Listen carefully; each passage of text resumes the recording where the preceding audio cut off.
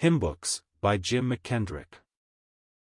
In my bookshelf are 2 hymnbooks that are precious to me. One is inscribed with my name and the words, "From Grandma, Baptism September 30th 56. The other has my wife's name and, from the P.A., Port Arthur, on, Gospel Hall, January 1961. In those days, it was not unusual for an assembly or an older person to give a hymnbook to a young person on some important day of their lives. Hymnbooks were used in the home as well as in assembly gatherings. But I'm afraid that hymnbooks have fallen on hard times. We used to get together in homes to sing the old hymns with zest and learn some new ones. Assemblies had times when the saints gathered together just to sing. Why do we speak of these times almost always in the past tense? Camp songs are too often the only songs sung by young people.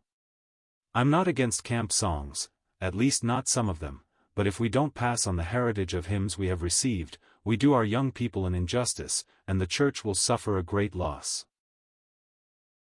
There are 3 characteristics, I believe, of a good hymn, the kind that should be passed on. The first is doctrine. This is fundamental. Hymns instruct us and we need to be sure they are teaching us proper doctrine. Paul reminds us in Colossians 3 verse 16, teaching and admonishing one another in psalms and hymns and spiritual songs. Some of the hymns and songs I hear on occasion should be abolished from our assemblies and camps. The second aspect of a good hymn is what I will call tone. What is the direction of the hymn? Many of the newer songs are egocentric, subjective in nature. The writer seems to be engaged almost entirely with his own feelings and emotions. Many times that does not describe my feelings or the feelings of many, and therefore the song rightfully dies. A good hymn is Christocentric. It speaks of the glories of Christ and of God, of His word and work. All of the Lord's people can join in and sing of Christ and His glories.